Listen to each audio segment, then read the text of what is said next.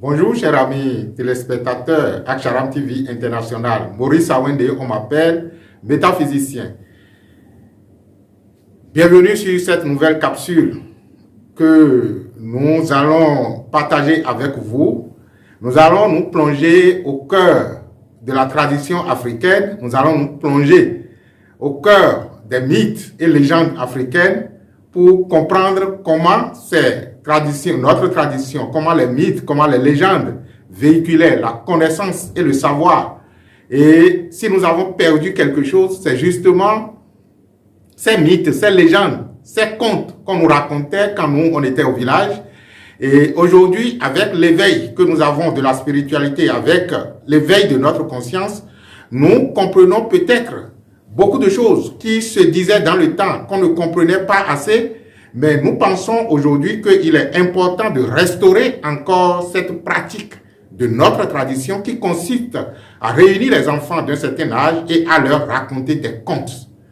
Et aujourd'hui, sur le chemin spirituel, quand je fais un retour en arrière, il y a un des contes qui me donne de l'inspiration. Ça me donne tellement de l'inspiration qu'aujourd'hui, je décide donc de partager ce conte avec vous. C'est vrai que je n'ai plus les attitudes les attitudes du récit de ce conte. Il faut que j'aille même chercher pour voir réellement comment on nous le racontait dans le temps, ou bien, malheureusement, ma grand-maman ou mes grands-parents qui me racontaient ces contes-là dans le temps ne vivent plus. Et je sais que si je vais au village, je peux toujours trouver quelqu'un qui puisse donc me le raconter. Et si vous avez la chance d'avoir encore quelqu'un à côté de vous qui puisse vous raconter ce conte-là, vous pouvez toujours vous rapprocher de nous et nous donner le récit réel de ce conte. Il s'agit de quoi? Il s'agit donc de l'histoire de la panthère et du chat. Entre-temps, Dame Panthère, Mère Panthère a sollicité auprès donc de chat, son ami, qu'il puisse donc mettre ses enfants en garde auprès d'elle. C'est-à-dire que la panthère a demandé que les enfants chats viennent rester auprès donc d'elle en tant que panthère. Et le chat a convoqué ses enfants et il leur a dit, voilà, ma cousine panthère a demandé donc que l'un d'entre vous allait rester auprès d'elle, parce que bon, il a de nouveaux bébés et il veut quand même se faire aider. Vous savez, la magie donc de ces contes, c'est de faire parler aussi les animaux. Cela veut dire que l'Africain reconnaissait, de par le passé, que le monde est vivant, les animaux sont vivants et qu'ils peuvent communiquer entre les humains. Ils peuvent communiquer entre eux et communiquer même entre, d'un règne à un autre. Le règne végétal peut communiquer avec le règne animal peut communiquer avec le règne humain. Et il y a une certaine connexion d'énergie entre tous les éléments vivants dans dans le même espace, dans la même nature. Donc, le chat a donc réuni ses enfants et il a demandé au premier enfant, toi là, combien d'erreurs vas-tu faire pour t'éveiller? En fond, on dira, c'est ce que le chat a demandé à ses enfants. Et le premier qu'il a interrogé dit que lui là, il faut qu'il fasse 2 erreurs ou 3 erreurs pour pouvoir donc s'éveiller. Je ne me rappelle plus avec exactitude le nombre d'erreurs qu'il devrait faire. Et le chat l'a éliminé. Mais le chat l'a éliminé. Et il a interrogé quelqu'un d'autre encore, un autre enfant qui a dit, bon, que lui, il lui faut 2 erreurs. C'est-à-dire que et il a dit, attention, s'il faut que 2 trucs t'arrivent d'abord avant que tu ne t'éveilles, cela veut dire que tu n'es pas en sécurité quand je vais t'envoyer là-bas. Et d'enfant en enfant, il a demandé donc au dernier, qui est, disons, le dernier enfant à sa disposition, toi là, combien de choses va t'arriver de grave avant que tu ne t'éveilles? Et là, le dernier chaton a dit que lui, il n'a besoin d'aucune erreur pour être éveillé. En fond, il dirait,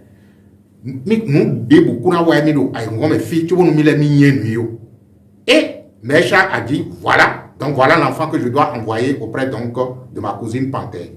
Et c'est cet enfant qu'il a envoyé justement auprès de la cousine panthère qui, déjà dans les premières nuits, a commencé par poser des pièges au petit chat pour pouvoir finalement donc le bouffer. Et de piège en piège, le chat déjoue toujours les pièges qu'il lui pose pour finalement le bouffer dans la nuit profonde. Et le dernier piège qu'il lui a posé, je me rappelle plus tellement donc du récit, je vous l'ai dit, je me rappelle tout simplement que le dernier piège qu'il lui a posé, c'était que il a fait coucher sur le même lit que son enfant et elle, la mère panthère, et son enfant naturellement, la panthère, l'enfant panthère était juste en première position après la mère panthère et le chaton est en deuxième position. Donc, dans la nuit profonde, quand les deux dormaient, le chaton s'est réveillé et il a déplacé donc le petit panthère, l'enfant panthère, il a déplacé donc, on dit une panthère, hein, donc la petite panthère, donc je voudrais dire juste l'enfant panthère, il a déplacé et il a mis à la deuxième position et lui, chat, est venu maintenant à la première position après la mère panthère et il s'est mis même à têter le sein donc de la mère panthère. Et quand la nuit profonde, la mère panthère s'est réveillée et veut commettre donc, veut s'attaquer au chat pour pouvoir donc le dévorer. Lui, il sait que son enfant est à la première position et que c'est le chaton qui est à la deuxième position. Voilà que l'autre a déjà inversé les places.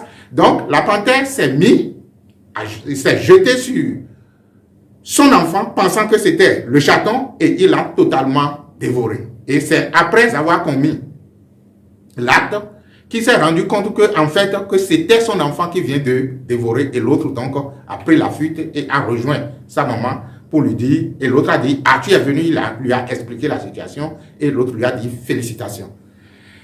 Vous allez dire, mais pourquoi il nous raconte tout ça? Je vous raconte tout ça pour que vous puissiez comprendre qu'en fait, que notre tradition a déjà tracé les lignes de l'éveil spirituel. Nous n'avions pas besoin d'une autre tradition pour pouvoir donc dire, oui, voilà, Jésus a dit, Mahomet a dit, tel a dit. Non, il suffit tout simplement qu'on puisse jeter un regard de connaisseur sur notre tradition pour comprendre qu'en fait, que là-dedans, il y a déjà donc les lignes de l'éveil, les pas à faire pour pouvoir donc s'éveiller. Il s'agit de quoi? Il s'agit tout simplement que lorsque vous commencez la connaissance ésotérique, je parle donc de la spiritualité dans sa profondeur, il y a que, on vous dira que lorsque l'esprit s'est incarné dans la matière, c'est pour pouvoir donc faire des erreurs et par la suite se corriger ou se perfectionner. C'est vrai que nous faisons des erreurs et que de nos erreurs, nous apprenons. Et là-dessus, je pense que la meilleure des éducations que nous pouvons donner à nos enfants, c'est justement de leur permettre de faire des erreurs et d'apprendre de leurs erreurs. Lorsque nous faisons des erreurs et que nous sommes conscients des erreurs que nous faisons, notre cerveau mécanique comprend tout simplement que voilà la façon dont il ne fallait pas faire. Et dès lors que le cerveau comprend la façon dont il ne fallait pas faire, il ne fait plus les choses de cette façon-là. Cela veut dire qu'il y a une voie qui est écartée dans le chemin de la perfection. C'est-à-dire que je sais comment il ne fallait pas faire, au moins de cette façon. C'est ce que Einstein disait quand il a inventé la lampe électrique pour dire « J'ai inventé la lampe en des étapes successives ». Donc, il a capitalisé ses erreurs comme étant la marche vers le succès. Donc, lorsque l'esprit s'incarne dans la matière, il est, disons, fréquent de dire, voilà, nous nous sommes incarnés dans la matière pour pouvoir donc faire des expériences, corriger de nos erreurs, pour pouvoir donc nous perfectionner et retrouver la perfection que nous sommes. C'est vrai.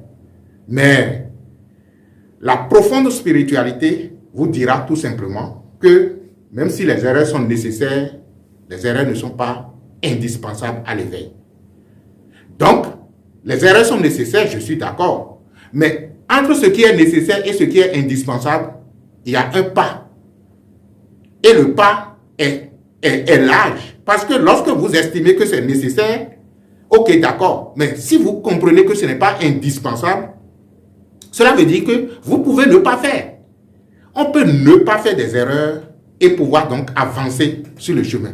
Parce qu'en fait, lorsque vous vous ressentez être l'unité de la vie qui est et qui sera et qui a été, C'est la même vie que nos ancêtres avaient vécue de par le passé en faisant certaines erreurs.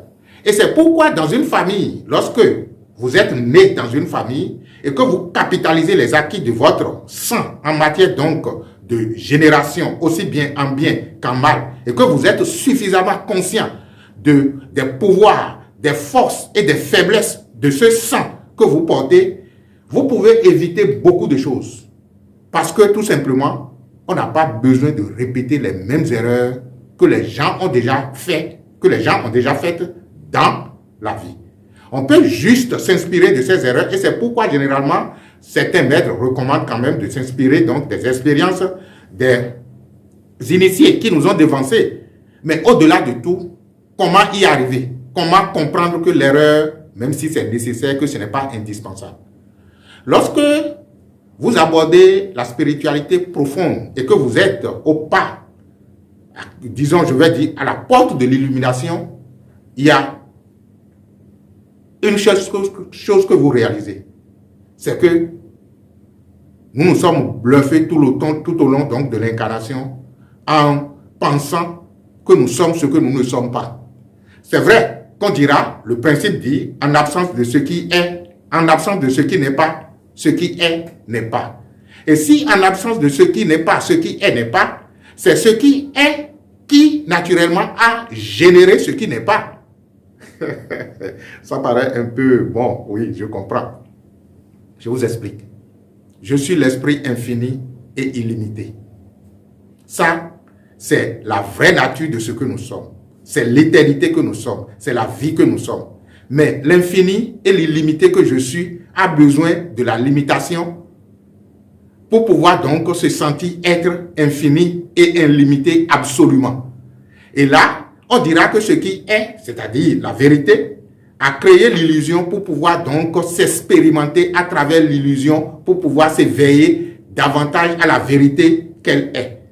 Donc, on dira, engendrer l'illusion, c'est nécessaire, mais ce qu'il faut comprendre, avant que ce qui est n'engendre ce qui n'est pas, c'est que ce qui est d'abord, ce qui est.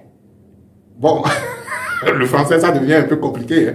Bon, de toutes les façons, c'est de comprendre tout simplement que il y a une et une seule réalité que nous pourrions appeler la vie éternelle, la vie infinie, illimitée et tout le reste, qui finalement a créé le non, disons, la non-vérité, qui peut être connue comme étant la limitation, la souffrance, la ci ou la ça. C'est pour dire tout simplement que lorsque nous expérimentons un état désagréable, nous n'avons pas besoin de perdurer dans l'expérience de cet état désagréable.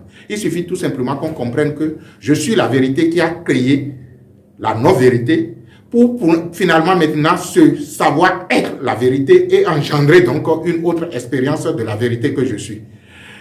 Ça paraît un peu, le langage ésotérique n'est pas donné à tout le monde et j'espère que les quelques rares personnes qui ont de l'intuition comprennent ce que je suis en train de dire parce que quels que soient les mots et quelles que soient les expressions que je vais utiliser, si vous l'analysez avec votre mental, vous n'allez pas me comprendre. Ce que je vous recommande, c'est de sentir tout simplement ce que je suis en train de dire parce que intuitivement, nous sommes connectés tous ensemble et nous sommes tous connectés à la vérité éternelle et illimitée qui est.